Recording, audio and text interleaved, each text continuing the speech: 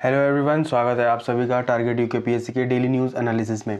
तो आज है 1 अप्रैल और आज से हम शुरू करेंगे जो हमारी जो येस्टरडे की जो इम्पोर्टेंट न्यूज़ थी, एक तो हम वो देखेंगे और 1 अप्रैल की भी न्यूज़ देखेंगे। ठीक है, तो ये दोनों चीज़ें हम आज कर लेंगे और आज से एक नया वीक है, तो अब इस नए वीक से हम फर्दर अब कल से हम 2 अप्रैल, 3 अप्रैल, 4 अप्रैल के करंट अफेयर डेली बेसिस पे कर लेंगे या अल्टरनेट डेज पे कर लेंगे। ठीक है, ये बड़ी एक इंपॉर्टेंट न्यूज़ थी आपके लिए। और सबसे इंपॉर्टेंट चीज़ है, सबसे पहले हम देखेंगे येस्टरडे प्रैक्टिस क्वेश्चन को, जो कि होगा कल के जो डीएनए है, जो मतलब जो येस्टरडे वाला डीएनए था उसके बेस में जो वहाँ पर आपको एमसीक्यू पूछे गए होंगे वो वहाँ यहाँ पर डिस्कस किए जाएंगे।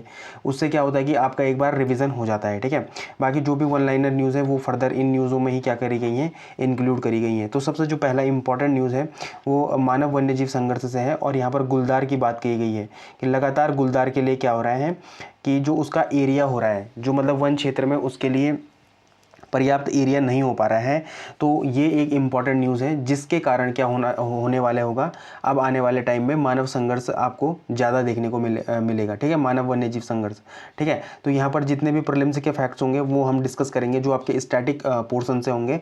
बाकी जो मेंस में होगा, और यहाँ पर मेंस में कहाँ, मेंस वाला जो टॉपिक है यहाँ पर कहाँ के लिए इंपॉर्टेंट होगा, जीएस पेपर 3 इकोलॉजी इन्वायरमेंट से संबंधित ये टॉपिक है। ठीक है, अगला जो टॉपिक है ये ठोस कचरा प्रबंधन है और यहाँ पर 1 अप्रैल से क्या हो गया है कि अब आपको 4 डिब्बे मिलेंगे, क्या कपड़े नहीं, कचरा निस्तारण के। ठीक है, तो यहाँ पर जो प्रीलिम्स के एस्पेक्ट से जो भी इंपॉर्टेंट फैक्ट्स होंगे जो आपके एग्जाम पॉइंट ऑफ व्यू के लिए अगेन इंपॉर्टेंट होंगे वो तो कवर किए जाएंगे। साथ साथ में हम इसको कहाँ पर इसको हम कहाँ से रिलेट कर सकते हैं, जीएस पेपर 3 इकोलॉजी इन्वायरमेंट से इसको भी हम रिलेट कर सकते हैं। अगली जो न्यूज़ है वो है RCCMS पोर्टल, और ये एक ऐसी पोर्टल है जो ई गवर्नेंस की अवधारणा को क्या करता है, बढ़ाता है। ठीक है, ई गवर्नेंस वाली अवधारणा को बढ़ाता है।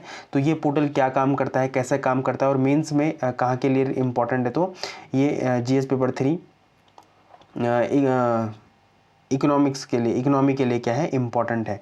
ठीक है, तो ये एक इम्पॉर्टेंट न्यूज़ है।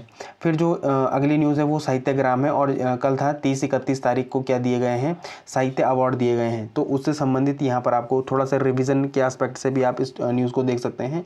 साथ साथ में आपको ये जो न्यूज़ है ये सीधे आपको जीएस पेपर 6 उत्तराखंड से संबंधित ये जानकारियाँ हैं। ठीक है, फिर ऑपरेशन प्रहार, और ये आपको पता है लगातार क्या हो रहा है कि देहरादून में जो हत्या की घटनाएं हैं, ठीक है, जो आपसी मुठभेड़ की घटनाएं हैं वो लगातार ज़्यादा देखने को मिल रही है। ठीक है, अभी हाल फिलहाल में एक ब्रिगेडियर सर थे, उनको किन्हीं गुंडों ने क्या कर दिया है, गोली मारी है। तो इससे संबंधित है ऑपरेशन प्रहार। तो ऑपरेशन प्रहार को हम प्रीलिम्स के एस्पेक्ट से पूर्ण तरीके से देखेंगे, साथ साथ में मेंस के एस्पेक्ट से भी हम इस न्यूज़ को अच्छे से देखेंगे। ठीक है, कि कहाँ पर ये न्यूज़ क्या होती है, कनेक्ट होती है। जैसे जीएस पेपर 2 पॉलिटी से रिलेट हो सकती है, जीएस पेपर 2 अगेन गवर्नेंस से रिलेटेड हो सकती है। ठीक है, तो यहाँ पर हम इस न्यूज़ को बड़े ही डिटेल में मेंस के एस्पेक्ट से देखेंगे।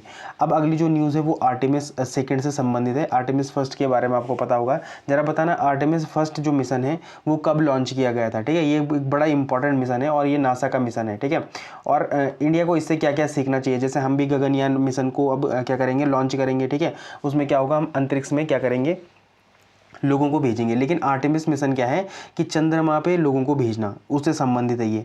ठीक है, तो अगेन ये एक इंपॉर्टेंट न्यूज़ है और इसको हम अपने इसरो या भारत से देखेंगे, है ना। और ये जो न्यूज़ है ये कहाँ के लिए इंपॉर्टेंट है, तो GS paper 3 again science and tech के लिए एक बड़ी इंपॉर्टेंट न्यूज़ है।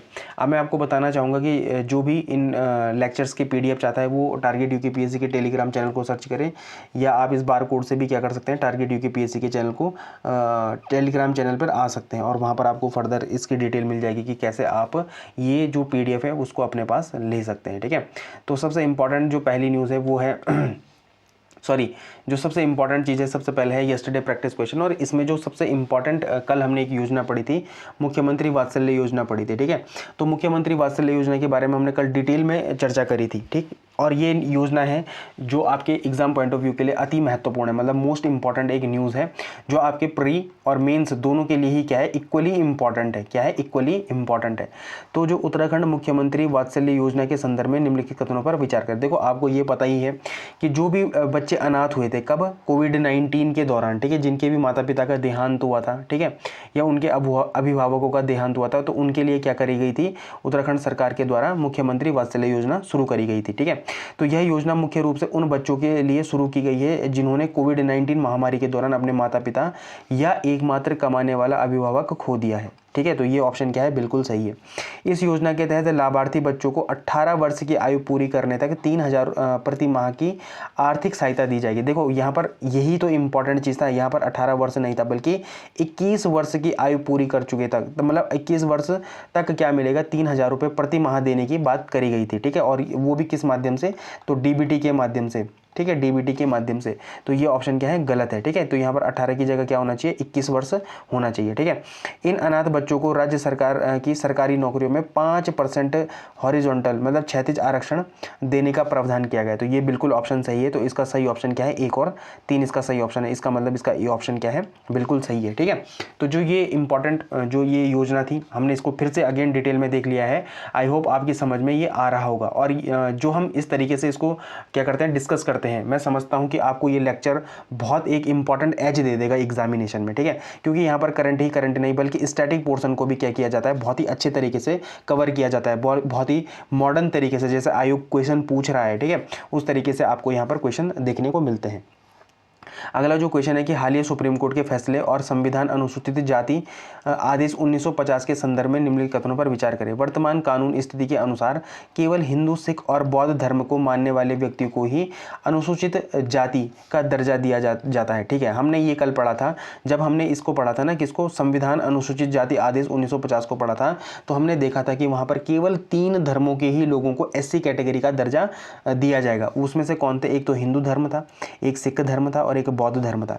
इसके अलावा जितने भी धर्म है वहां पर यह माना जाता है कि वहां पर जो जातिगत भेदभाव है वो क्या है, नहीं के बराबर है या बिल्कुल नहीं है। ठीक है, तो यहाँ पर जो पहला ऑप्शन है ये बिल्कुल सही है। ठीक है, जो दूसरा ऑप्शन है कि भारतीय संविधान के अनुच्छेद 341 के तहत किसी राज्य की अनुसूचित जाति की सूची में किसी नई जाति को जोड़ने या हटाने का अधिकार उस राज्य के विधानसभा के पास है।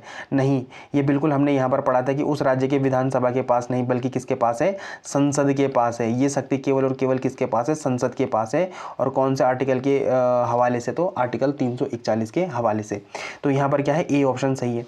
अब मैं आपसे एक क्रॉस क्वेश्चनिंग करता हूं। एक तो एट्रोसिटी एक्ट, जरा मुझे बताना कि जो संविधान में जो अनुसूचित जाति और जनजाति के लिए एट्रोसिटी एक्ट है वो कब से लागू हुआ है, यह है ना। एक तो मुझे ये बताना। दूसरा आप मुझे बताना कि जो ये आयोग है, मतलब यहाँ पर जो अनुसूचित जाति दर्जा देने के लिए जो 2 आयोग गठित किए गए थे, ठीक है, 2 आयोग गठित किए थे, उन दोनों आयोगों के मुझे आप नाम कहाँ पर बताना, कमेंट सेक्शन में बताना। ये आपके रिविजन पॉइंट ऑफ व्यू के लिए क्या है, अति महत्वपूर्ण है। ठीक है, कभी भी ये क्वेश्चन आपके पास प्रीलिम्स में आ सकता है और मैं आपको गारंटी दे रहा हूँ कि ये मेंस में आपको दिखेगा। ठीक है, और कब दिखेगा, 2026 के मेंस में दिखेगा ये आपको ये क्वेश्चन। ठीक है, तो ये एक इंपॉर्टेंट न्यूज़ थी। आई होप आपके समझ में ये आया होगा। ठीक है, फिर अगली जो न्यूज़ थी वो डोभाल स्मृति समारोह में राजेंद्र रावत राजू स्मृति जन सरोकार सम्मान पर्यावरण संवर्धन के लिए किसे सम्मानित किया गया। और ये जो आयोजन हुआ था ये कहाँ पर हुआ था, अल्मोड़ा में हुआ था।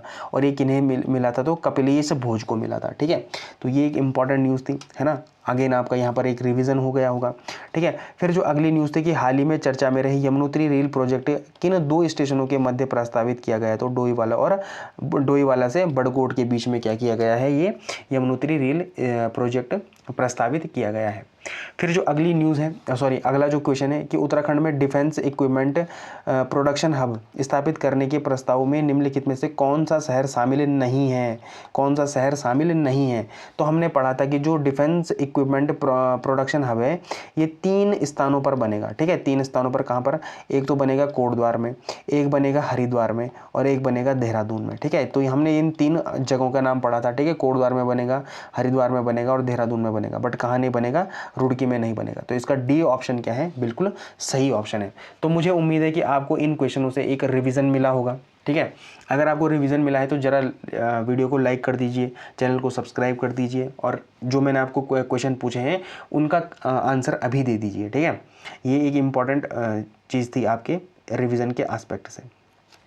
अब सबसे पहले देखेंगे हम न्यूज़ 1 को, और न्यूज़ 1 में सबसे इम्पॉर्टेंट चीज़ क्या है, ह्यूमन वाइल्ड लाइफ कॉन्फ्लिक्ट। अब देखो जो ये ह्यूमन वाइल्ड लाइफ कॉन्फ्लिक्ट है ना, ये हम जो हम क्या कर रहे हैं, डेली न्यूज़ एनालिसिस कर रहे हैं, उसमें हमने किन किन के बारे में पढ़ा था। देखो आज तो हम गुलदार के बारे में पढ़ लेंगे, बट इससे पहले हमने किसके बारे में पढ़ा था, भालू के बारे में पढ़ा था, ठीक है। और भालू के बारे में हम जब पढ़ रहे थे तो हमने हाइबरनेशन वाली एक चीज़ को देखा था कि क्या हो रहा है कि जो मौसम परिवर्तन हो रहा है, जलवायु परिवर्तन हो रहा है, उसकी वजह से जो हाइबरनेशन की प्रक्रिया, मतलब क्या करता था, भालू 6 महीने खाना खाता था और 6 महीने सोता था, ठीक है। ठंड के टाइम पे वो सोता था, ठीक है। ठंड के टाइम पे क्या हो जाता था, वो सो जाता था। लेकिन क्या हुआ कि जब जलवायु परिवर्तन हुई तो ठंड के टाइम पे ठंड इतनी पड़ी नहीं और वो सोया नहीं। जब वो सोया नहीं तो वो फिर खाने की तलाश में घूमा। फिर जब वो खाने की तलाश में घूमा तो फिर क्या हुआ, मानव वन्यजीव संघर्ष वहाँ पर देखने को मिला, ठीक है। एक तो हमने ये पढ़ा था, ठीक है। ये जो चीज़ें हैं मैं आपको रिवीजन के तौर पे बार बार ये आपको याद कराता रहता हूँ, ठीक है। ये एक इंपॉर्टेंट एस्पेक्ट है डीएनए करने का और रोज रोज न्यूज़ को इंटरलिंक करने का, ठीक है। तो आज हम देख लेते हैं गुलदारों के बारे में, ठीक है। गुलदारों के बारे में देख लेते हैं। तो उत्तराखंड के जंगलों में वहन क्षमता, जो कैरिंग कैपेसिटी है, केवल 500 गुलदारों की है। मतलब हमारे पास इतने कम स्थान पर जंगल बचा है अब कि उसमें केवल और केवल कितने गुलदार आ सकते हैं भाई, 500 गुलदार आ सकते हैं। लेकिन वर्तमान में इनकी संख्या कितनी है, 2275 है, 2275 पहुंच चुकी है, ठीक है। ये एक चिंताजनक विषय है। तो जब गुलदारों की संख्या इतनी ज़्यादा बढ़ चुकी है और गुलदारों के लिए जंगल बचे ही नहीं है तो फिर क्या होगा भाई, फिर क्या होगा, फिर मानव वन्यजीव संघर्ष आपको देखने को मिलेगा, ह्यूमन वाइल्ड लाइफ कॉन्फ्लिक्ट आपको देखने को मिलेगी, ठीक है। तो यही एक गंभीर समस्या है, ये क्या है, एक गंभीर समस्या है। अब सबसे पहले आपके जो प्रीलिम्स वाले क्वेश्चन हैं उसके एस्पेक्ट से हम यहाँ पर देख लेते हैं। देखो कुछ दिन पहले मैंने आपको ना मैट्रियार्कल एक टॉपिक पढ़ाया था जो कि हाथी से संबंधित था, और वहाँ पर मैंने आपको बताया था कि जो मादा हाथी होती है वही क्या करती है, ऐसे दलों का क्या करती है, नेतृत्व करती है, ठीक है। और वही क्वेश्चन किसने पूछा था, यूपीएससी ने पूछा था।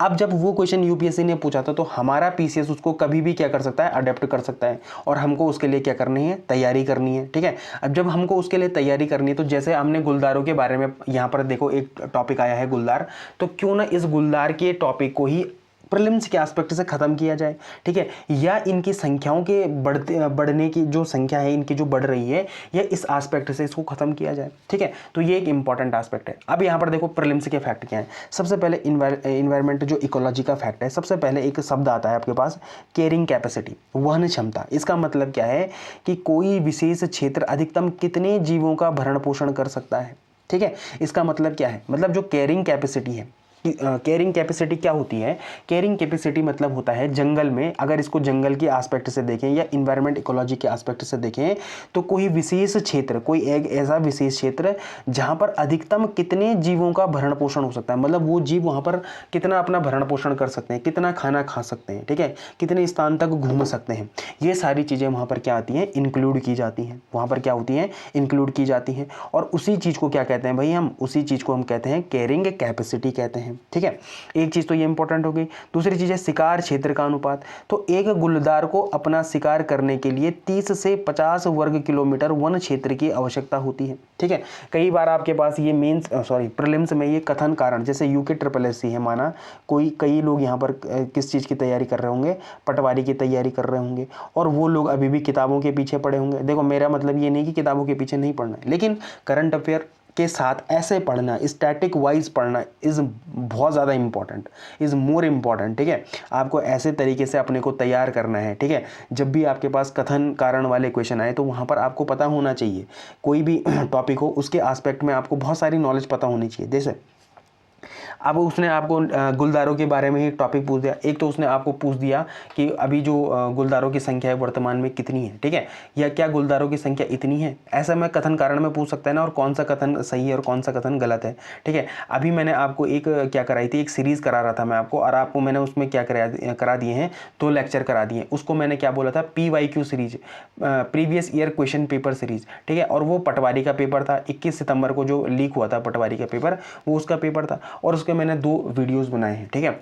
उन दोनों वीडियोस में जरा क्वेश्चन का स्टैंडर्ड देखना, जो क्वेश्चन पूछने की टेंडेंसी है वो यही तो है, वो यही तो आपसे बार बार डिमांड कर रहा है कि आप डिटेल में पढ़ो। अगर आप किसी टॉपिक को पढ़ते हैं तो आपको उसका डिटेल नॉलेज पता होना चाहिए, ठीक है। तो यहाँ पर यह एक कथन यहाँ पर आपको पूछ सकता है कि उत्तराखंड में वर्तमान में कितने गुलदार हैं, 2275 गुलदार हैं। तो वो ऑप्शन क्या हो जाएगा, वो कथन बिल्कुल सही हो जाएगा। दूसरा पूछेगा वो कि एक गुलदार को उसके शिकार करने के लिए, अपना शिकार करने के लिए 30 से 50 वर्ग किलोमीटर की वन क्षेत्र की क्षमता होती है। तो वो भी क्या हो जाएगा, ऑप्शन सही हो जाएगा, ठीक है।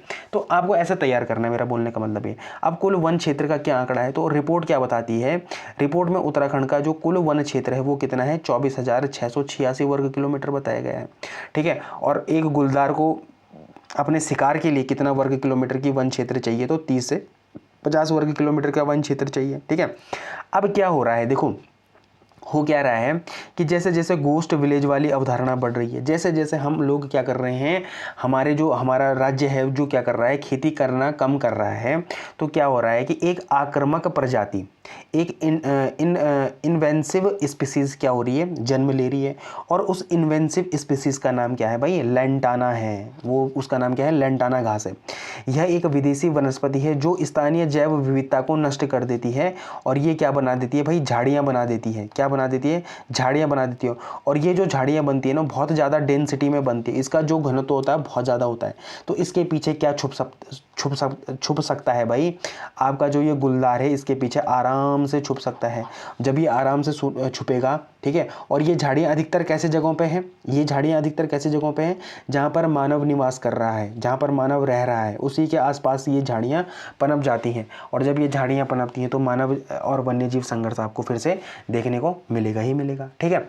अब उत्तराखंड विशेष के आस्पेक्ट से कुछ तथ्य हैं। देखो पलायन, अब पलायन तो एक समस्या है ही, मतलब ये मान के चलो कि अब गोस्ट विलेज वाली अवधारणा तो चल ही रही है, ठीक है। पलायन तो उत्तराखंड में हुआ ही है, और कहाँ पर सबसे ज़्यादा हुआ है, तो ये आपको कहाँ पर बताना है, कमेंट सेक्शन में बताना है, ठीक है। वो आपको कहाँ पर बताना है, कमेंट सेक्शन में बताना है। बताना जरा कि उत्तराखंड में ऐसे कौन से जिले हैं जहाँ पर पलायन सबसे ज़्यादा हुआ है, ठीक है, जहाँ पर गोस्ट विलेज की अवधारणा सबसे ज़्यादा है, जरा ये कमेंट सेक्शन में बताना। यहाँ पर आपका क्या हो जाएगा, रिवीजन हो जाएगा, ठीक है।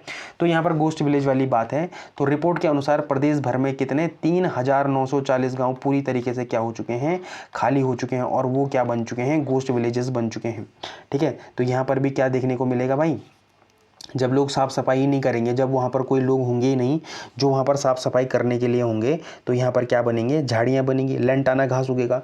जब ये घास उगेगा तो यहाँ पर फिर कौन निवास करेगा, तो गुलदार निवास करेगा, ठीक है। अब सर्वेक्षण का मुख्य केंद्र क्या है, यह विशेष सर्वे मुख्य रूप से टिहरी और पौड़ी जिलों में किया गया। पौड़ी में स्थिति सबसे गंभीर बताई गई है, और ये बताया गया है कि यहाँ पर गोस्ट विलेजों की संख्या क्या है, सबसे ज़्यादा है, कहाँ पर, पौड़ी में, ठीक है। अब जब पौड़ी में गोस्ट विलेजों की संख्या सबसे ज़्यादा है, तो यहाँ पर इसका मतलब क्या है कि जो मानव वन्य जीव संघर्ष जो सबसे ज़्यादा देखने को मिलेगा, वो कहाँ पर देखने को मिलेगा, तो पौड़ी में देखने को मिलेगा, ठीक है। अब करंट अफेयर्स से इसको थोड़ा सा रिलेट करते हैं कि जो ये रिपोर्ट है ये किसने जारी करी है। तो यह शोध क्या किया है, रूस की प्रतिष्ठित वैज्ञानिक पत्रिका बायोलॉजी बुलेटिन ने प्रकाशित किया है, ठीक है। और इसमें एक दल भी इसमें शामिल हुआ था जो इस पत्रिका से जुड़ा हुआ था। वो कौन था, गुरुकुल कांगड़ी विश्वविद्यालय का था। अब जरा मुझे थोड़ा सा इस विश्वविद्यालय के बारे में बता देना कि गुरुकुल कांगड़ी विश्वविद्यालय पहले कहीं और स्थापित किया गया था, बाद में ये हरिद्वार में आया, ठीक है। इसकी स्थापना कब हुई, ठीक है, ये भी आपको कहाँ पर बताना है, कमेंट सेक्शन में बताना है। और ये एक मोस्ट इंपॉर्टेंट क्वेश्चन हो जाता है आपके यूके SSSC वाले एग्जाम पॉइंट ऑफ व्यू के लिए, ठीक है। वो आपको ऐसे इंस्टीट्यूशन के बारे में भी तो पूछते हैं, ठीक है। तो यहीं के कौन थे, एक पर्यावरण विभाग के पूर्व प्रोफेसर डॉक्टर दिनेश चंद्र भट्ट जी के नेतृत्व में क्या किया गया, ये शोध किया गया। और यहाँ पर बताया गया कि क्या हो रहा है, जो ह्यूमन वाइल्ड लाइफ कॉन्फ्लिक्ट है वो कैसे बढ़ने को देखी जा रही है, ठीक है। अब ये तो हो गया आपका प्रीलिम्स एस्पेक्ट से कंप्लीट। अब आपको देखो मेंस एस्पेक्ट से देखना है इसको, और ये आपको कहाँ पर करेगा कनेक्ट, तो GS पेपर 1 कहाँ पर, ज्योग्राफी में करेगा, भारतीय भूगोल पे करेगा। GS पेपर 3, ठीक है, पर्यावरण और पारिस्थितिकी पे करेगा। और GS पेपर 6 उत्तराखंड राज्य विशेष सामाजिक आर्थिक मुद्दों के साथ क्या करेगा, ये कनेक्ट करेगा। तो देखो वन्यजीव कॉन्फ्लिक्ट क्या है, जंगलों का आकार लगभग 24,686 वर्ग किलोमीटर है और शिकार की उपलब्धता गुलदारों की बढ़ती आबादी के लिए क्या पड़ रही है, कम पड़ रही है। इसीलिए क्या देखने को मिल रहा है, मानव वन्यजीव संघर्ष देखने को मिल रहा है। कारण क्या बताया जा रहा है कि एक गुलदार को शिकार करने के लिए 30 से 50 वर्ग किलोमीटर का क्षेत्र चाहिए। जगह की कमी और भोजन की तलाश उन्हें आबादी वाले क्षेत्रों की ओर खींच रही है। ठीक है, ये भी इंपॉर्टेंट है। और प्रभाव सबसे ज़्यादा कहाँ पर देखने को मिल रहा है, तो टिहरी और पौड़ी जिलों में जनधन और पशुपालन की भारी हानि देखने को मिली है। जैसे पौड़ी में 2025 में 15 से अधिक मौतें हुई हैं। ठीक है, तो 15 से अधिक मौतें किस वजह से हुई है भाई, ह्यूमन वाइल्ड लाइफ कॉन्फ्लिक्ट की वजह से हुई है। अब माइग्रेशन तो एक मुद्दा है ही, इसका रिवर्स इम्पैक्ट देखने को भी मिल रहा है। जैसे क्या, रिपोर्ट के अनुसार प्रदेश में 3,940 गांव पूरी तरीके से खाली या गोस्ट विलेजेस हो चुके हैं। और इसकी जो अवधारणा है, इस मतलब अवधारणा मतलब जो सबसे ज़्यादा गोस्ट विलेजेस हैं वो कहाँ पर हैं, पौड़ी में हैं। अब एक चक्र देखने को मिल रहा है, देखो ये चक्र है ऐसे, ठीक है, बट यहाँ पर ऐसा मेरे पास कुछ ऐसा यंत्र नहीं, मतलब यंत्र मतलब इतनी समझ नहीं है अभी कि मैं इसको बिल्कुल ऐसे राउंड शेप में या एक फिगर उसमें बना पाता। लेकिन मैं बताता हूँ, देखो क्या हो रहा है कि गांव खाली होने और खेत बंजर हो रहे हैं। देखो दो चीज़ें हो रही है, गांव भी खाली हो रही है और खेत बंजर हो रही है। जब खेत बंजर हो रहे हैं तो उसमें लेंटाना जैसी घास क्या हो रही है, उग रही है। ठीक है, अब थोड़ा सा मैं बनाने की कोशिश करता हूँ। देखो खेत क्या हो रहे हैं, बंजर हो रहे हैं। ठीक है, खेत क्या हो रहे हैं, बंजर हो रहे हैं। जब खेत बंजर हो रहे हैं तो वहाँ पर क्या उग रही है भाई, लेंटाना उग रही है, लेंटाना उग रही है।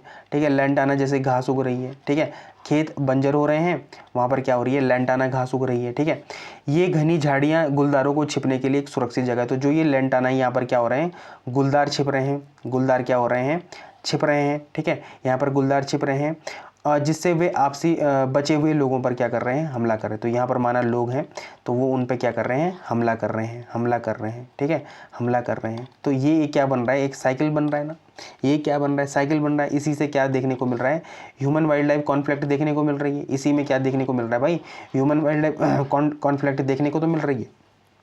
ठीक है, तो ये एक इंपॉर्टेंट क्या है, एस्पेक्ट है आपके एग्जाम पॉइंट ऑफ व्यू के लिए। ठीक है, और आपको ये मेंस में याद रखना है। ठीक है, फिर है वहन क्षमता मतलब कैरिंग कैपेसिटी। तो ये मैं आपको बता ही चुका हूँ कि क्या होता है कि जब किसी इकोसिस्टम में कैरिंग कैपेसिटी से अधिक आबादी हो जाती है तो सिस्टम का संतुलन बिगड़ जाता है और संघर्ष अनिवार्य हो जाता है। संघर्ष मतलब लड़ाइयाँ क्या हो जाती है, अनिवार्य हो जाती है। अब देखो कैरिंग कैपेसिटी का मतलब क्या है, तो कैरिंग कैपेसिटी अपने पास कितनी है, अभी हमने ऊपर पढ़ा था ना, अपने पास कितनी है। ठीक है, 2,686 वर्ग किलोमीटर की अपने पास वन है। लेकिन 30 से 50 वर्ग किलोमीटर तो किनको चाहिए, गुलदार को अपने शिकार के लिए चाहिए। इसका मतलब गुलदारों की संख्या, आबादी बढ़ रही है तो जो अपनी क्या है कैरिंग कैपेसिटी है इसकी क्या हो रही है, कमी देखने को मिल रही है। इसकी वजह से क्या हो रहा है भाई, human wild life conflict again देखने को मिल रहा है। फिर आक्रामक विदेशी प्रजातियाँ, जैव विविधता के लिए खतरे के रूप में लेंटाना घास यह न केवल स्थानीय वनस्पति को नष्ट कर रही है बल्कि वन्यजीव हमलों को भी क्या कर रही है, बढ़ा रही है। लेकिन मैं आपको एक अच्छी खबर देता हूँ, मेरा एक दोस्त है वो काम कर रहा है, वो मतलब एक साइंटिस्ट के तरह के काम कर रहा है, कहाँ पर, आईआईपी में। ठीक है, और उन्होंने क्या कर रहा है, लेंटाना से क्या बनाने की बात चल रही है, तो जो अपना क्या है, बायोफ्यूल बनाने की बात चल रही है, बायोफ्यूल बनाने की बात चल रही है। देखो ये अभी वैसे फुल प्रूफ तो नहीं है बट ये एक अंदर की जानकारी है जिसके पीछे जो युवा साइंटिस्ट है वो काम कर रहे हैं। ठीक है, जो युवा साइंटिस्ट है वो क्या कर रहे हैं, काम कर रहे हैं। तो ये अगर इससे बायोफ्यूल बन जाता है, माना और बनेगा, मतलब ऐसी संभावना है बायोफ्यूल बनने की। ठीक है, तो जैसे इससे बायोफ्यूल बनता है तो फिर जो ये आक्रामक झाड़ियाँ हैं, ठीक है, जो लेंटाना घास है, तो फिर क्या होगा, इसका एक पॉजिटिव इम्पैक्ट देखने को मिलेगा कि लोग इसको फिर रैपिडली काटने की कोशिश करेंगे और जिससे क्या बनेगा, बायोफ्यूल बन सकता है आगे फर्दर। ठीक है, तो मुझे उम्मीद है कि आपको ये टॉपिक अच्छे से समझ आया होगा। अगर आपको ये टॉपिक अच्छे से समझ आया है, ह्यूमन वाइल्ड लाइफ कॉन्फ्लिक्ट, देखो गुलदारों के बारे में हम आज पढ़ चुके हैं, इससे पहले हम भालुओं के बारे में पढ़ चुके हैं, भालू के बारे में पढ़ चुके हैं। ठीक है, तो देखो दो जानवरों के बारे में तो हम पढ़ चुके हैं। और जब भी ह्यूमन वाइल्ड लाइफ कॉन्फ्लिक्ट कहाँ पर आता है, आपके एग्जाम में आता है, जो कि आएगा, ठीक है, निश्चित तौर पर आएगा, तो वहाँ पर आप क्या कर सकते हैं, एक अच्छा आंसर लिख सकते हैं आप। ठीक है, जो अब अगला टॉपिक है वो है सॉलिड वेस्ट मैनेजमेंट, ठोस कचरा प्रबंधन के लिए। तो उत्तराखंड में 1 अप्रैल से ठोस कचरा प्रबंधन के नए सख्त नियम लागू हो रहे हैं, जिसके तहत कचरे को 2 की बजाय 4 श्रेणियों, गीला, सूखा, खतरनाक और सैनिटरी में बांटना अनिवार्य होगा। और लापरवाही बरतने वाले अधिकारियों पर पर्यावरण संरक्षण अधिनियम 1986, देखो कई बार पेपर में आता है कि पर्यावरण संरक्षण अधिनियम कब का है, तो कब कब का है भाई, 1986 का है, के तहत जेल और जुर्माने की कार्रवाई होगी।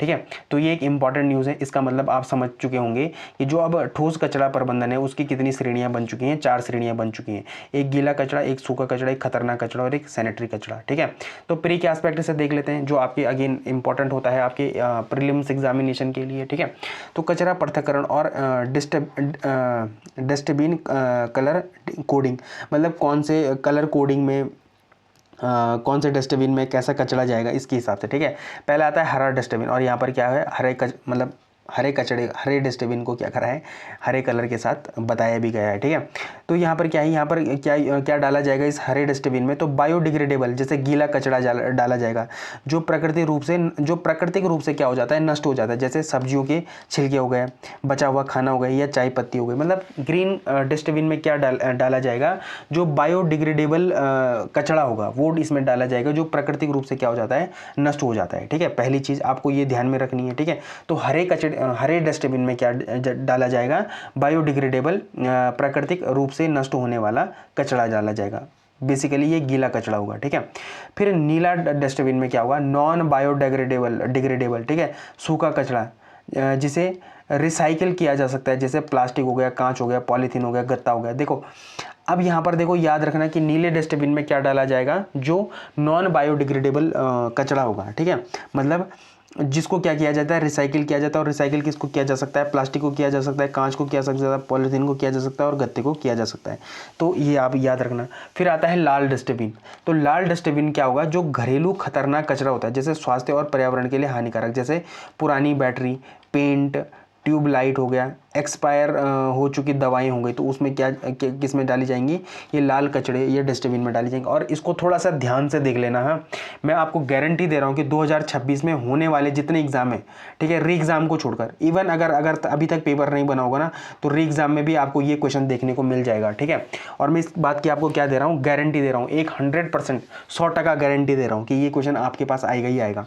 ठीक है, फिर पीला डस्टबिन। पीला डस्टबिन में क्या होगा, स्वच्छता या सैनिटरी अपशिष्ट, जैसे डायपर हो गया, सैनिटरी नैपकिन हो गया। ठीक है, तो ये सारी चीज़ें क्या डाली जाएंगी, इसमें डाली जाएंगी। ठीक है, इन्हें सीधे नहीं फेंका जाएगा, बल्कि एक कागज या पाउच में लपेटकर इसमें डाला जाएगा, किसमें, पीले डस्टबिन में डाला जाएगा। ठीक है, तो थोड़ा सा इस चीज़ के लिए तैयार हो जाना। ये कथन वाले क्वेश्चंस में भी बन सकता है, और बहुत डिटेल के साथ ये जब क्वेश्चन बनेगा ना, तो बहुत अच्छा ये क्वेश्चन बनेगा। ठीक है, अब थोड़ा सा पर्यावरण संरक्षण अधिनियम 1986 के बारे में थोड़ा देख लेते हैं, पढ़ लेते हैं। ठीक है, अधिकारियों पर इसी कानून के तहत कार्यवाही की जाएगी।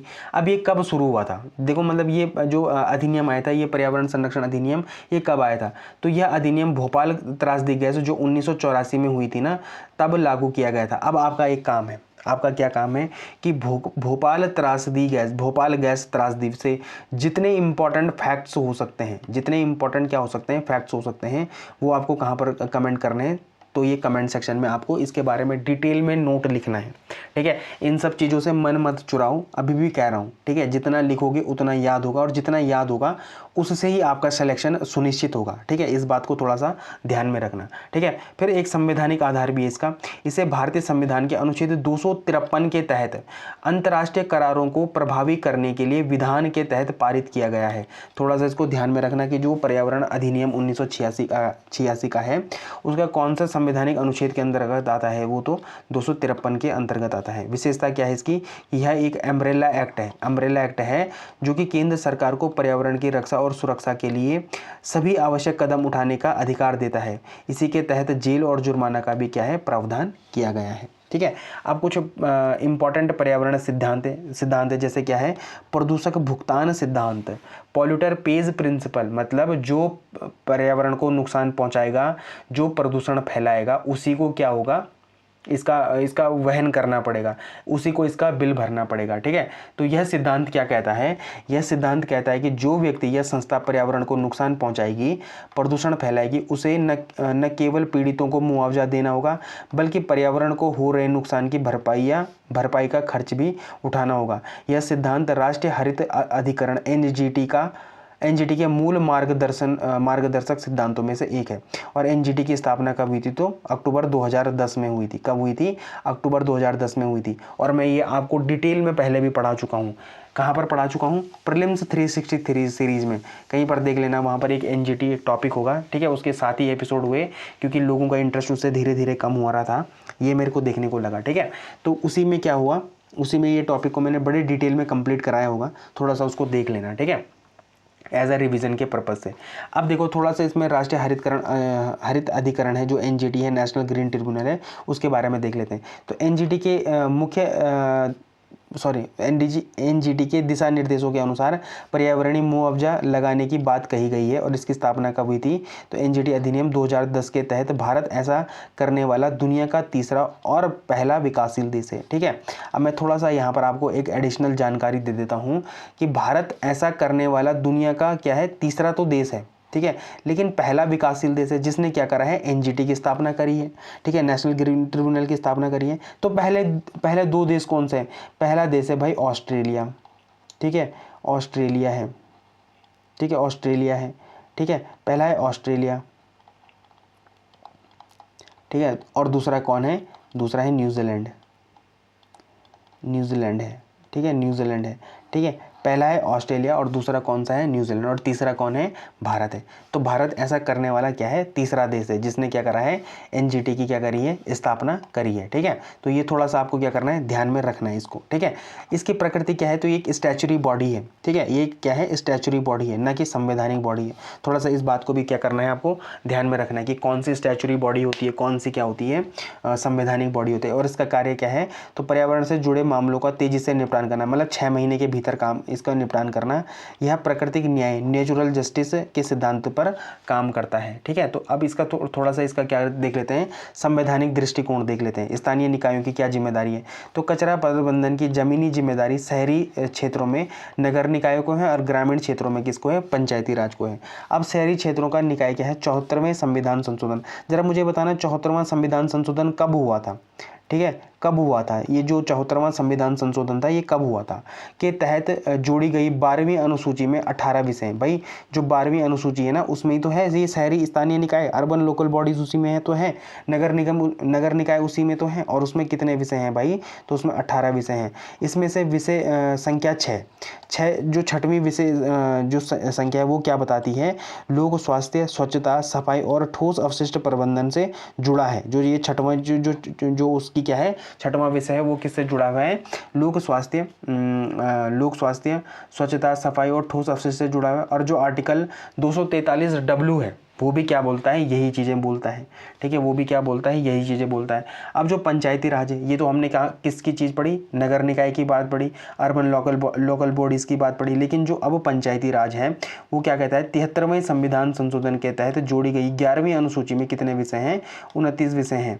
29 विषयों में ग्रामीण स्वच्छता शामिल है। और ये कौन से आर्टिकल में है? तो भाई 243G में है, ठीक है। किस में है? 243G में है, ठीक है। और यहीं पे पंचायतों को मतलब जो ग्राम सभाएं हैं उनको शक्तियां दी गई हैं, ठीक है, उनको शक्तियां दी गई हैं। अब यहाँ पर जो मेंस के एस्पेक्ट्स है तो यहाँ पर आप कहाँ पर कनेक्ट कर सकते हैं? तो ऑब्वियस सी बात है जीएस पेपर 3 इन्वायरमेंट इकोलॉजी के साथ आप इसको क्या कर सकते हैं? कनेक्ट कर सकते हैं। तो जो सॉलिड वेस्ट मैनेजमेंट है, उत्तराखंड सरकार सोर्स सेग्रीगेशन मतलब स्रोत पर ही कचरे को अलग करना के लिए 4 बिन सिस्टम बना रही है, मतलब 4 डस्टबिन सिस्टम लागू कर रही है। और ये एक बहुत इंपॉर्टेंट चीज़ है, ठीक है, क्योंकि क्या है जो आप अपनी हिमालय पारिस्थितिकी तंत्र है जो पहाड़ी राज्यों जैसे उत्तराखंड में अधिक सख्त कार्रवाई के निर्देश हैं। क्योंकि क्यों है भाई ये इंपॉर्टेंट क्यों है? क्योंकि उत्तराखंड का जो पारिस्थितिकी तंत्र है वो अत्यधिक संवेदनशील है, इकोलॉजिकल फ्राजाइल है, ठीक है। इसलिए यहाँ मैदानी इलाकों की तुलना में अधिक सख्त और वैज्ञानिक तरीके से क्या होना चाहिए? कचरा प्रबंधन होना चाहिए। इसकी क्या है यहाँ पर आवश्यकता है। बाकी जो प्रदूषक भुगतान सिद्धांत है ये हम ऊपर भी पढ़ चुके हैं कि जो भी ऐसा फैलाता है उसी को क्या करना पड़ेगा? पेनल्टी देनी पड़ेगी, ठीक है। ये यहाँ पर तो ये तो सारी चीज़ें किससे रिलेटेड थी? जीएस पेपर 3 इन्वायरमेंट इकोलॉजी से संबंधित थी। लेकिन इसमें गवर्नेंस और पब्लिक एडमिनिस्ट्रेशन का भी क्या आता है? एक इम्पॉर्टेंट रोल आता है, ठीक है, जिसको आप कहाँ पर पढ़ते हैं, कहाँ पर कनेक्ट कर सकते हैं? जीएस पेपर 2 में कर सकते हैं, इंडियन पॉलिटी या गवर्नेंस या पब्लिक एडमिनिस्ट्रेशन में कर सकते हैं, ठीक है।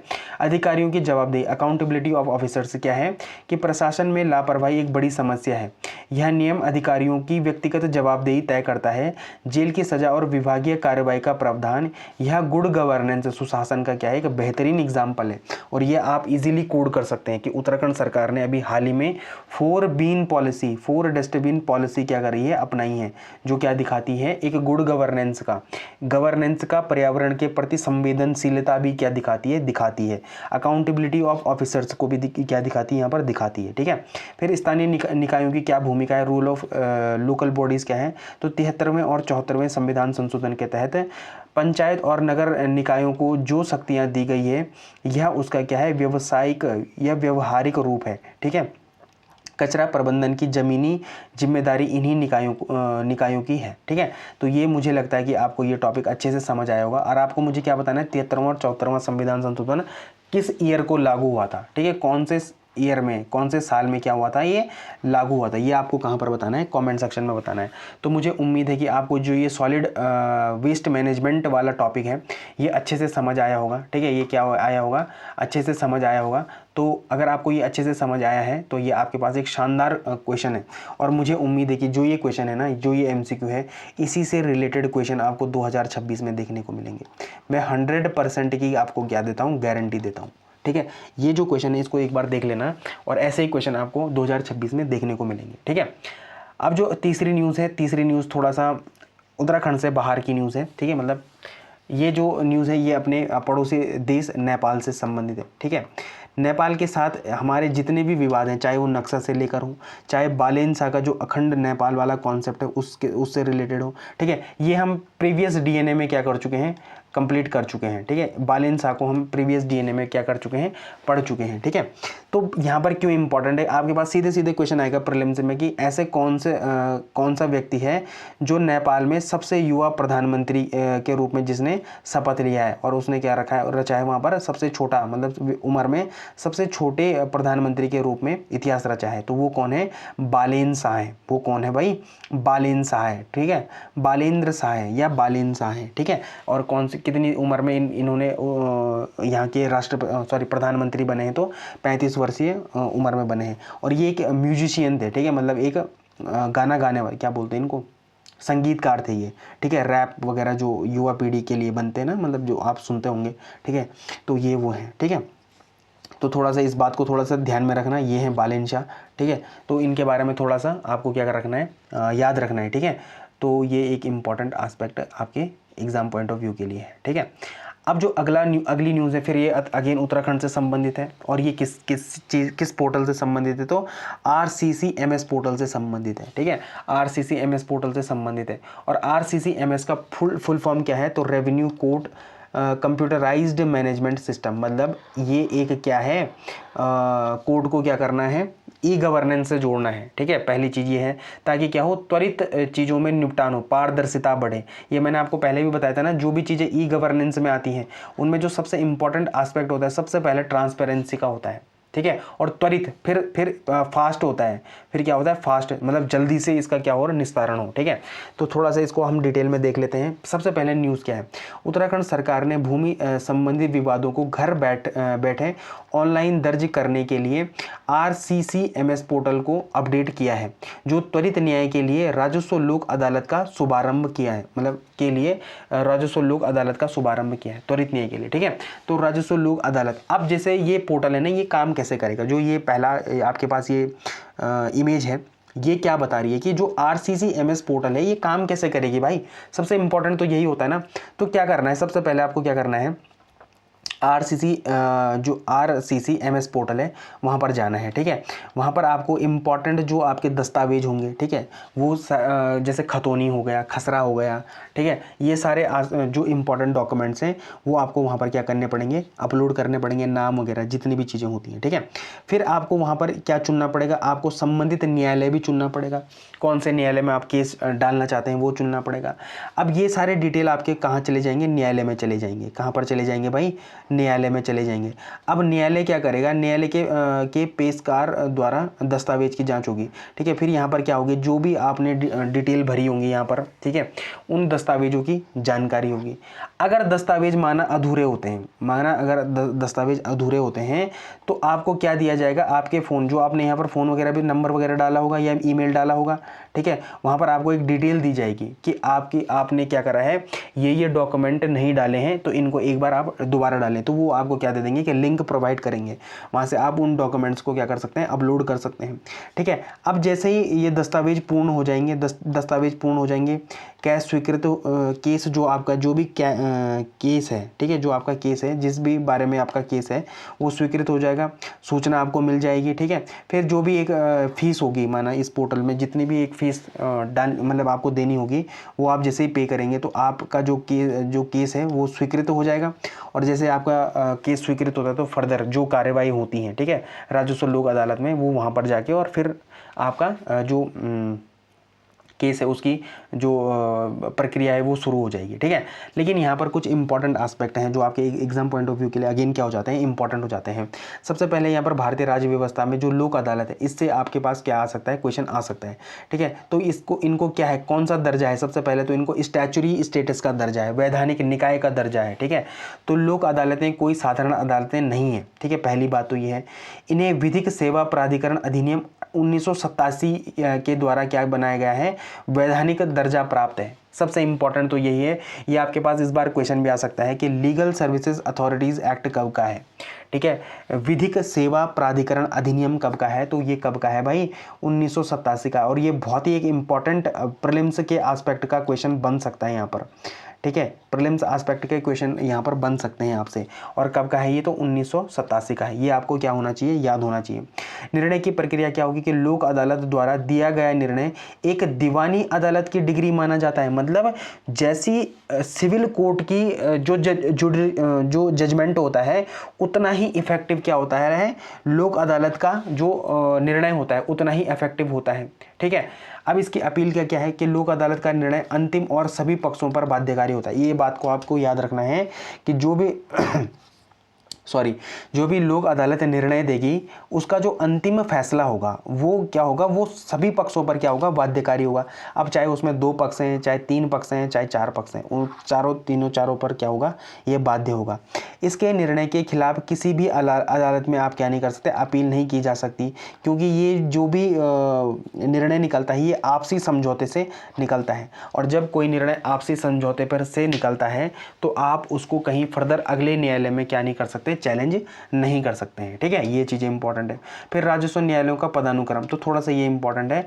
तो उत्तराखंड में राजस्व मामलों का जो सर्वोच्च न्यायालय राजस्व परिषद है, वो उसका जो मुख्यालय है वो कहाँ पर है, देहरादून में। ये आ सकता है पेपर में, हाँ, बोर्ड ऑफ रेवेन्यू, ठीक है, बोर्ड ऑफ रेवेन्यू या सर्वोच्च न्यायालय राजस्व परिषद का मुख्यालय कहाँ पर है, तो वो कहाँ पर है, देहरादून में। और इसके नीचे कौन है आते हैं, कमिश्नर आते हैं, डीएम आते हैं, एसडीएम आते हैं, तहसीलदार की क्या आती हैं, अदालतें आती हैं।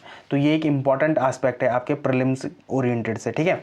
बाकी उत्तराखंड में ई गवर्नेंस से संबंधित सरकार ने कौन कौन से पोर्टल जारी करे हैं जिससे आप घर बैठे ही अपना सारा कुछ कर सकते हैं। तो जैसे अपनी सरकार है, अपनी सरकार से क्या कर सकते हैं आप, विभिन्न प्रमाण पत्र ले सकते हैं। जैसे जाति प्रमाण पत्र होता है, आय प्रमाण पत्र होता है, निवास प्रमाण पत्र होता है, इसको क्या कर सकते हैं, ऑनलाइन बनवा सकते हैं। फिर ई कैबिनेट है। ई कैबिनेट क्या है कि उत्तराखंड में ई कैबिनेट लागू करने वाला देश का पहला राज्य है। इसको थोड़ा सा याद रख लेना कि ई कैबिनेट सबसे पहले किसने लागू करी है, तो उत्तराखंड ने करी है।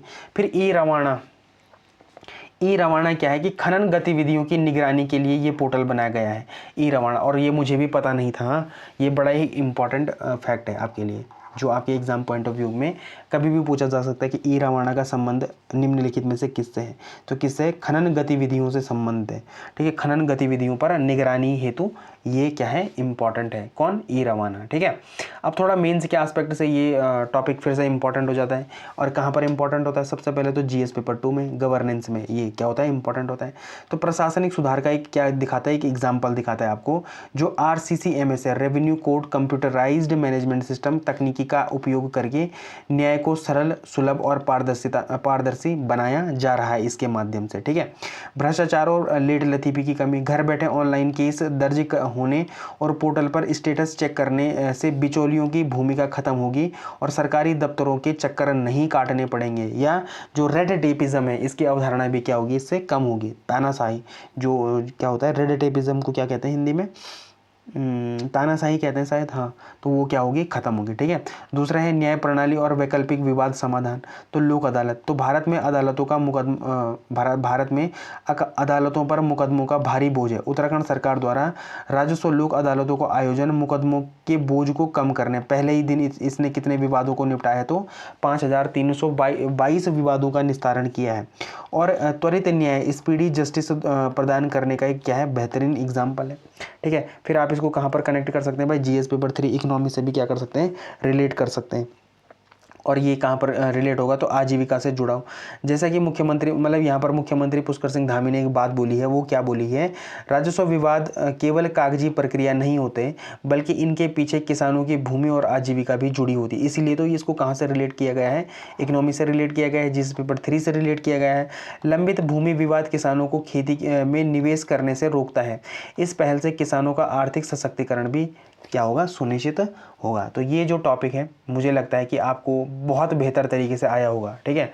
ये आपके पास क्या है, एक MCQ है, ठीक है, और इसका क्या करना है, आपको कमेंट सेक्शन में आंसर करना है, ठीक है। तो मुझे उम्मीद है कि आपको ये टॉपिक जो RCCMS पोर्टल है ये अच्छे से समझ आया होगा। और अगर अच्छे से समझ आया तो ज़रा मुझे कमेंट सेक्शन में आपने मुझे बताना ही है कि आपको ये लेक्चर कैसा लगता है, ठीक है। जब भी हम किसी टॉपिक के बारे में डिटेल में चर्चा करते हैं तो आपको ये कैसा लगता है।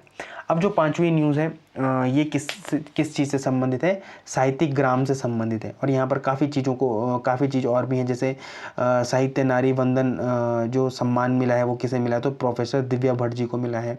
उत्कृष्ट बाल साहित्य सम्मान किसको मिला है, तो दिनेश चमोला जी को मिला है।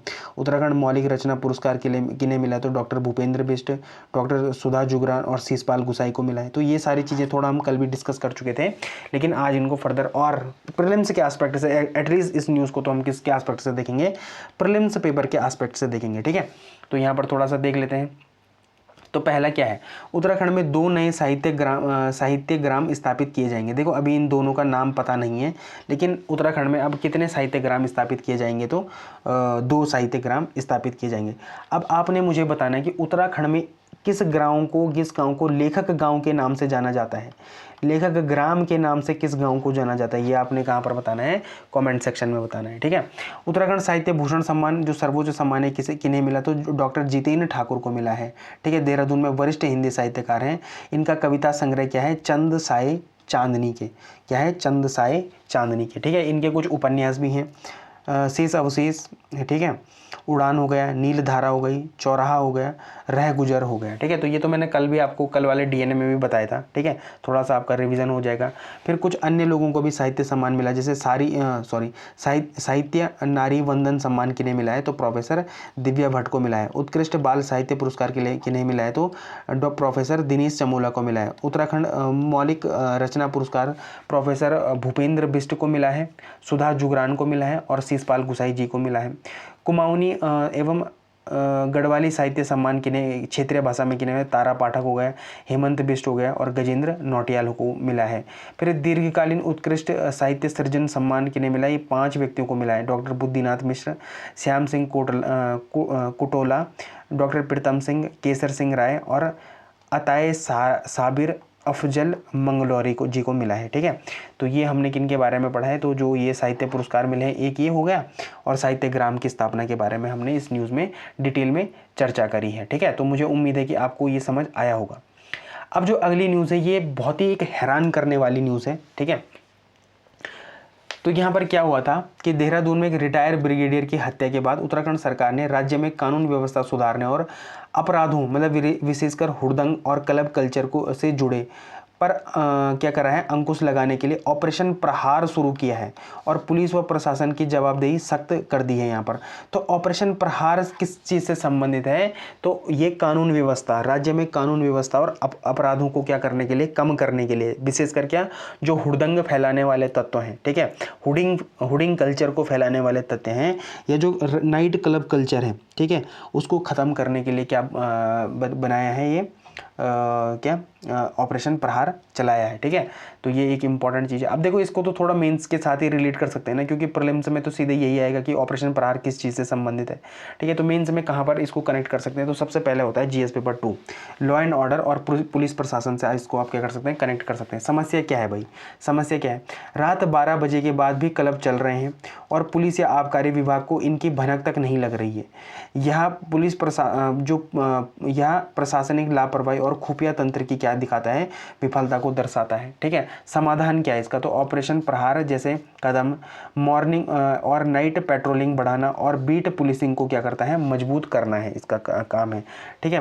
फिर अंतर विभागीय समन्वय भी है, जैसे आबकारी विभाग, पुलिस और जिला प्रशासन के बीच तालमेल की यहाँ पर कमी देखने को मिल रही है। और जब तालमेल की कमी देखने को मिल रही तभी तो ये कल्चर बढ़ रहा है, तभी तो ये नाइट क्लब कल्चर बढ़ रहा है, ठीक है। तो इसको ख़त्म करने के लिए यहाँ पर इंटर डिपार्टमेंटल कोऑर्डिनेशन का होना क्या है, बहुत ही ज़्यादा ज़रूरी है। फिर है शहरीकरण में सामाजिक प्रभाव, ठीक है। तो शहरीकरण में सामाजिक प्रभाव क्या है, देहरादून जैसे शांत शहरों में बढ़ता क्लब कल्चर, रात भर चलने वाली पार्टियाँ, पीजी हॉस्टल में बाहरी लोगों का बिना रोक टोक आना जाना, यह तेज़ी से हो रहे अनियंत्रित शहरीकरण का नकारात्मक सामाजिक प्रभाव है, जिससे अपराध और रोड रेज मतलब जो रोडों पे होने वाली हत्याएं हैं या गुंडागर्दी है, वो क्या देखने को मिल रही है, बढ़ने को देखने को मिल रही है। अब यहाँ पर गवर्नेंस की अकाउंटेबिलिटी की बात करी गई है, गुड गवर्नेंस एंड अकाउंटेबिलिटी। जिम्मेदार जागे होते तो ब्रिगेडियर हमेशा के लिए नहीं सोते, तो ये वहाँ के स्थानीय लोगों के द्वारा बोला गया कथन है। यह वाक्य प्रशासन के रिएक्टिव मतलब घटना होने के बाद जागने वाले रवैये को दर्शाता है, ठीक है। अमूमन देखा गया है कि जब भी क्या होता है कि कुछ ऐसी घटनाएं होती हैं तो यहाँ पर जो पुलिस प्रशासन है उसका रिएक्टिव जो रवैया है वो देखने को मिलता है। मतलब घटना पहले हो चुकी होती है, उसके बाद पुलिस क्या करती है, काम करती है, ठीक है। लेकिन जब जागे क्या होता है, क्या कहते हैं उसको, चिड़िया चुग गई खेत, क्या होता है, एक मुहावरा होता है ना, जब जागे क्या होता है, जब चिड़िया चुग गई खेत, कुछ ऐसा ही है शायद। तो वही यहाँ पर रिएक्टिव वाली अवधारणा को दिखाता है, ठीक है। फिर सुशासन का सिद्धांत क्या है, तो प्रशासन को प्रोएक्टिव मतलब घटना घटने से पहले सतर्क होना चाहिए, ठीक है। सीएम द्वारा अधिकारियों को सस्पेंड करना प्रशासनिक जवाबदेही मतलब एडमिनिस्ट्रेटिव अकाउंटेबिलिटी तय करने का एक अच्छा एग्जाम्पल है, ठीक है। तो ये आप सारी चीज़ें क्या कर सकते हैं, कोड कर सकते हैं। अब देखो यहाँ पर एक केस स्टडी है, ठीक है। ये आपको कहाँ पर पूछी जा सकती है, तो आपको इंटरव्यू में भी पूछी जा सकती है ना।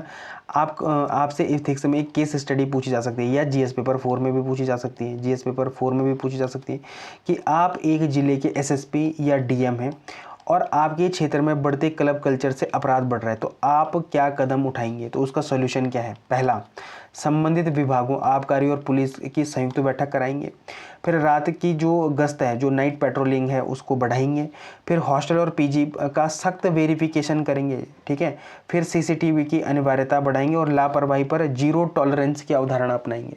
तो ये सारी की सारी जो 5 चीज़ें हैं ना, ये आपको बिल्कुल ऑन द टिप याद होनी चाहिए, ठीक है, ऑन द टिप याद होनी चाहिए। बल्कि ये क्लब कल्चर के बारे में ही नहीं है, ठीक है। आपसे पूछा जा सकता है कि आपके क्षेत्र में कुछ भी ऐसे गुंडागर्दी हो गया, क्लब कल्चर हो गया, ठीक है, या फिर क्या कहते हैं महिलाओं के प्रति अत्याचार हो रहे हैं, तो वहाँ पर आप क्या करेंगे। तो आपके पास ये 5 जो पॉइंट हैं ये संजीवनी बूटी हैं और आपको क्या करना है, इनको याद रखना है, ठीक है। इन्हीं के आसपास क्या हो जाएगा, आपका सॉल्यूशन बन जाएगा, ठीक है। आपका जो जीएस पेपर 4 में अगर ये केस स्टडी आती है तो यहाँ पर आप अच्छा सॉल्यूशन दे पाएंगे, और या आपको कहाँ पर इंटरव्यू में अगर क्वेश्चन पूछा जाता है तो वहाँ पर भी आप अच्छा सॉल्यूशन दे पाएंगे, ठीक है। अब जो अगली न्यूज़ है ये बहुत एक इम्पॉर्टेंट न्यूज़ है, ठीक है, और ये नासा के आर्टेमिस 2 मिशन से संबंधित है। किससे संबंधित है भाई, नासा के आर्टेमिस 2 मिशन से संबंधित है, ठीक है। तो ये थोड़ा सा कल क्या हुआ था, आर्टेमिस मिशन शुरू हुआ था, ठीक है, 31 मार्च को, ठीक है, 31 मार्च को, ठीक है। तो थोड़ा इस न्यूज़ को देख लेते हैं, और ये न्यूज़ जो है ये आपके एग्जाम पॉइंट ऑफ व्यू के लिए अगेन बहुत ज़्यादा इंपॉर्टेंट है, ठीक है, इंपॉर्टेंट है, ठीक है। तो नासा का आर्टेमिस सेकंड मिशन 1972 में अपोलो मिशन के बाद पहली बार 4 अंतरिक्ष यात्रियों को चंद्रमा के पास ले जाकर बिना लैंड किए वापस धरती पर सुरक्षित लाएगा। देखो ये याद रखना है आपको, जो आर्टेमिस सेकंड मिशन है ना, ये चंद्रमा पर छूना नहीं है, उसको चंद्रमा पर लैंड नहीं करवाना है, चंद्रमा के पास जाना है और वहीं से क्या करना है, वापस जाना है। माना ये क्या है, थोड़ा सा मैं समझा देता हूँ, वैसे कुछ समझाने वाली चीज़ तो नहीं है। माना ये चंद्रमा का सरफेस है, ठीक है, ये चंद्रमा का क्या है, सरफेस है, ठीक है। तो माना क्या करेंगे, यहाँ से 4 लोग उड़ के जाएंगे, ठीक है, और ये सतह पर आसपास देखेंगे और फिर वहीं से क्या आ जाएंगे, सॉरी, ये चंद्रमा पर गए और वहीं से क्या आ गए, वापस आ गए, ठीक है, वापस आ गई है धरती पर, ठीक है। तो यही है, बिना लैंड किए वहाँ से क्या करना है, पृथ्वी पर सुरक्षित लाना है, ठीक है। तो अब यहाँ पर क्या इंपॉर्टेंट है, तो सबसे पहले है कि मिशन में जो क्रू मेंबर हैं उनके बारे में थोड़ा आपको डिटेल में पता होना चाहिए, ठीक है। यहाँ से एक बेहतरीन क्वेश्चन आपके पेपर में बन सकता है, प्री में बन सकता है, PCS में बन सकता है, 2026 में आने वाले जितने भी पेपर हैं वहाँ के लिए एक 5 स्टार क्या है, टॉपिक है, ठीक है। तो यहाँ से आपके पास क्या बनेंगे क्वेश्चन, सॉरी 1 मिनट, हाँ ये क्या हो गया, ठीक है। यहाँ से आपके पास क्या बन सकते हैं, क्वेश्चन बन सकते हैं। तो सबसे पहले क्रिस्टलिना कोच है, ठीक है। क्रिस्टलिना कोच कौन है, चंद्र मिशन पर जाने वाली पहली महिला अंतरिक्ष यात्री। चंद्र मिशन पर जाने वाली पहली महिला अंतरिक्ष यात्री कौन है, क्रिस्टिना कोच है। फिर दूसरा कौन है, विक्टर ग्लोवर है, ठीक है। विक्टर ग्लोवर कौन है, चंद्र मिशन पर जाने वाले पहले अश्वेत पर्सन ऑफ कलर, मतलब अश्वेत व्यक्ति हैं, ठीक है। यह मिशन में पायलट होंगे, ठीक है। तो ये जो विक्टर ग्लोवर हैं वो क्या होंगे, चंद्रमा पर जाने वाले पहले कौन है, अश्वेत व्यक्ति हैं, साथ ही साथ क्या है, यह मिशन के पायलट भी होंगे। फिर है जेरेमी हैंसन कौन है, यह कनाडाई अंतरिक्ष एजेंसी CSA से हैं, कनाडा स्पेस पता नहीं कुछ होगा यहाँ पर, सॉरी एजेंसी, सॉरी हाँ एजेंसी होगा ना, ऑब्वियस सी बात है। चंद्र मिशन पर जाने वाले पहले गैर अमेरिकी हैं, तो ये गैर अमेरिकी नागरिक हो गए। फिर है रीड वाइसमैन है, ठीक है, ये मिशन के कमांडर हैं। तो देखो ये सारी चीज़ें क्या है, इंपॉर्टेंट है। पहला कौन हो गया, क्रिस्टलिना कोच हो गई, ठीक है। तो ये पहली महिला हैं जो क्या करेंगी, चंद्र मिशन पर जाएंगी। दूसरा है विक्टर ग्लोवर, तो दूसरा कौन है, विक्टर ग्लोवर, ये क्या है, अश्वेत भी हैं और मिशन के क्या हैं, पायलट भी हैं, पहले अश्वेत हैं। फिर है जेरेमी हैंसन है, फिर है जेरेमी हैंसन, ये कनाडाई अंतरिक्ष एजेंसी के हैं और चंद्र मिशन पर जाने वाले पहले गैर क्या हैं, अमेरिकी नागरिक हैं। फिर है रीड वाइसमैन, ठीक है, तो रीड वाइसमैन क्या है, मिशन के कमांडर हैं, ठीक है। तो मुझे उम्मीद है आपको ये चारों नाम अच्छे से पता चले गए होंगे, ठीक है। अब इस जो तकनीक है, मतलब जो ये मिशन है, इसमें कौन सी तकनीक का यूज़ किया गया और कौन सा व्हीकल है, तो रॉकेट का नाम क्या है, SLS है, स्पेस लॉन्च सिस्टम है। यह नासा द्वारा बनाया गया अब तक का सबसे शक्तिशाली रॉकेट है। इसकी तुलना अपोलो मिशन के सैटर्न 5 रॉकेट से की जाती है, ठीक है। तो सैटर्न 5 रॉकेट से की जाती है, मतलब जो SLS है इसको थोड़ा सा याद रखना है, स्पेस लॉन्च सिस्टम है, ये रॉकेट का नाम है, ठीक है। और ये क्या है, बहुत ही ज़्यादा शक्तिशाली है, ठीक है। फिर स्पेस क्राफ्ट अंतरिक्ष यान का नाम क्या है, ओराइन है, ठीक है, ओराइन कैप्सूल है।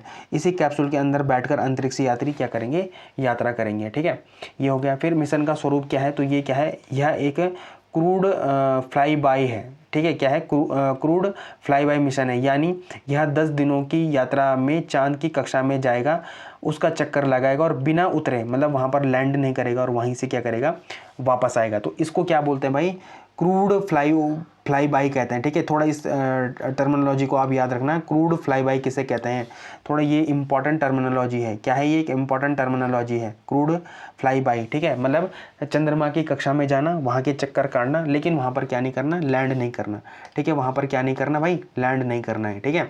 फिर इससे कुछ ऐतिहासिक और तुलनात्मक तथ्य भी हैं, जैसे क्या है, पिछला मानव मिशन, तो देखो इंसान आखिरी बार 1972 में चंद्रमा पर गए थे। नासा का अपोलो 17 मिशन था वो, ठीक है। कौन सा मिशन था, 17 मिशन था। आर्टेमिस सेकंड लगभग 50 साल के सूखे को खत्म कर रहा है, मतलब जो 50 साल बाद क्या जा रहा है, जो आर्टेमिस सेकंड मिशन है, ठीक है, जो आर्टेमिस सेकंड मिशन है, ठीक है, जो आर्टेमिस सेकंड मिशन है 50 साल के बाद क्या जा रहा है, चंद्रमा की कक्षा में जा रहा है, ये चंद्रमा पर जा रहा है, ठीक है। फिर दूरी कितनी है, तो यह मिशन चंद्रमा के पिछले हिस्से से 6500 किलोमीटर दूर तक जाएगा। यह मानव इतिहास में इंसानों द्वारा अंतरिक्ष में तय की गई अब तक की सबसे अधिक दूरी होगी, ठीक है, सबसे अधिक दूरी होगी, ठीक है। फिर आर्टेमिस मिशन के कुछ चरण हैं क्या, जैसे आर्टेमिस फर्स्ट कब हुआ था, 2022 में हुआ था। यह एक मानव रहित मतलब अनक्रूड परीक्षण उड़ान थी, मतलब इसमें कोई भी क्या नहीं था, मनुष्य नहीं था। जो आर्टेमिस सेकंड है इसको हम अभी पढ़ रहे हैं, मानव युक्त कक्षीय उड़ान है, ठीक है, ये कक्षीय उड़ान है, ठीक है। क्राउड ओवर ऑर्बिटल फ्लाइट है, मतलब इसमें क्या करेगा, मनुष्य क्या करेगा, चंद्रमा के केवल चक्कर काटेगा, लेकिन वहाँ पर क्या नहीं करेगा, उतरेगा नहीं। और जो आर्टेमिस थर्ड है, ठीक है, ये तो बाद में होगा अभी, ठीक है, यह मिशन इंसानों को अंततः चंद्रमा के दक्षिणी ध्रुव साउथ पोल पर क्या करेगा, उतारेगा। तो ये सारी चीज़ें क्या हैं, प्रीलिम्स के एस्पेक्ट से क्या हो जाती हैं, बहुत ही ज़्यादा क्या हो जाती हैं, इंपॉर्टेंट हो जाती हैं। और मुझे पूर्ण उम्मीद है कि आपको ये टॉपिक अभी तक जितना भी मैंने पढ़ाया है, ठीक है, ये बहुत ही एक इम्पॉर्टेंट टॉपिक है जो आपको क्या करेगा 2026 के सारे एग्जाम में आपको देखने को मिलेगा, ठीक है। सभी एग्जाम में क्या हो सकता है, ये क्वेश्चन आपके पास आ सकता है, ठीक है। थोड़ा सा आपको क्या करना है, इसको तैयार करना है, अच्छे से सुनना है, ठीक है। यहाँ पर तो सबसे पहले इसको मेंस में कहाँ से कनेक्ट करेंगे, ऑब्वियस बात है भाई, GS paper 3 science and technology से आप इसको कनेक्ट कर सकते हैं। तो अंतरिक्ष यात्री मार्ग की कार्यप्रणाली, लॉन्गर वर्सेस शॉर्टर रूट्स। तो भारत के मिशन, देखो भारत में क्या है, भारत के मिशन कैसे होते हैं, भारत हमेशा गुरुत्वाकर्षण का लाभ उठाता है, ठीक है। तो भारत के मिशन जैसे चंद्रयान हो गया या मंगलयान हो गया, पृथ्वी और चंद्रमा के गुरुत्वाकर्षण का लाभ उठाकर लंबा रास्ता क्यों चुनते हैं, क्योंकि यह किफ़ायती, यह क्या होता है, किफ़ायती होता है और कम शक्तिशाली रॉकेट भी इसमें क्या कर सकते हैं, काम कर सकते हैं। इसके विपरीत जो हम नासा है, ठीक है, जो नासा है जैसे संस्थान सीधा और छोटा रास्ता अपनाते हैं, क्योंकि इनके पास क्या है भाई, एसएलएस जैसे भारी भरकम और अत्यधिक शक्तिशाली लॉन्च व्हीकल मौजूद हैं। लेकिन भारत के पास अभी इतने शक्तिशाली और मतलब शक्तिशाली और क्या है, भारी भरकम अभी रॉकेट नहीं है, ठीक है, जो इतने सक्षम है जैसे एसएलएस है, ठीक है। तो ये थोड़ा सा आपको क्या करना है, ध्यान देना है। फिर आर्टेमिस कार्यक्रम का क्या व्यापक उद्देश्य क्या है, यह सिर्फ एक चांद की यात्रा नहीं है, बल्कि क्या है, आर्टेमिस मिशन का अंतरिक्ष लक्ष्य चंद्रमा पर एक स्थायी मानव उपस्थिति मतलब सस्टेनेबल ह्यूमन प्रेजेंस बनाना है, जो भविष्य में मंगल ग्रह पर इंसानों को भेजने के लिए एक लॉन्च पैड या टेस्टिंग ग्राउंड भी क्या कर रहा है, तैयार कर रहा है, ठीक है। इंपॉर्टेंट है। अब भारत के लिए क्यों इंपॉर्टेंट है, तो भारत के लिए क्यों इंपॉर्टेंट है भाई, तो भारत ने हाल ही में आर्टेमिस समझौते पर हस्ताक्षर करे हैं। सबसे इंपॉर्टेंट तो यही है कि भारत ने क्या करे हैं भाई, जो ये आर्टेमिस मिशन है, समझौता है, इस पर हस्ताक्षर करें। और आपको क्या करना है, थोड़ा सा गूगल में जाके इसको देखना है, ठीक है, गूगल में जाके इसको थोड़ा सा डिटेल में देखना है कि आर्टेमिस अकॉर्ड्स है क्या, आर्टेमिस समझौता था क्या, ठीक है। तब आपको इस कहानी के कॉन्टेक्स्ट में बहुत सारी चीज़ें क्या चलेंगी, पता चलेंगी, ठीक है। यह अंतरिक्ष में शांतिपूर्ण उपयोग के लिए देशों के बीच एक समझौता है। वैसे तो खैर इसका उद्देश्य यहीं पर पता चल गया। इसके तहत इसरो और नासा के बीच क्या होंगे, गहरे संबंध बने रहेंगे और आर्टेमिस मिशन की सफलता भारत अमेरिका अंतरिक्ष कूटनीति और भविष्य में साझा मिशनों के लिए क्या करेंगी, नए रास्ते खोलेंगी। तो मुझे उम्मीद है कि आपको ये टॉपिक अच्छे से समझ आया होगा, ठीक है। नासा का जो आर्टेमिस द्वितीय मिशन है, ठीक है, ये अच्छे से समझ आया होगा। और अगर आपको अच्छे से समझ आया है तो ये जो क्वेश्चन है ये बहुत ही एक इंपॉर्टेंट क्वेश्चन है, ठीक है। क्या है, एक इंपॉर्टेंट क्वेश्चन है, ठीक है। और इसी से आपका रिवीजन भी हो जाएगा, ठीक है, इसी से क्या हो जाएगा, रिवीजन भी हो जाएगा। तो मुझे उम्मीद है कि आप इस MCQ का क्या करेंगे, आंसर कहाँ पर करेंगे, कॉमेंट सेक्शन में करेंगे, ठीक है। तो आज का DNA इतना ही है, ठीक है। और ये जो DNA है ये 27, 28, 29, 30, 31 और 1 मतलब आज तक की तारीख का क्या है, सारा DNA है ये, ठीक है। तो आज अब कल से क्या होगा, मतलब 2 पार्ट में क्या हो गया, ये जितने भी दिन के बीच की 1 हफ्ते की हमने छुट्टी करी थी, हमने 2 पार्ट में उसको क्या कर लिया है, कवर कर लिया है। अब कल से क्या होगा, 2 अप्रैल 3 अप्रैल ऐसा डेली बेसिस पे क्या आएंगे, DNA आएंगे, ठीक है। तो मुझे उम्मीद है कि आपको ये आज का DNA पसंद आया होगा। अगर आपको आज का DNA पसंद आया है तो लाइक शेयर सब्सक्राइब कमेंट जरूर करें।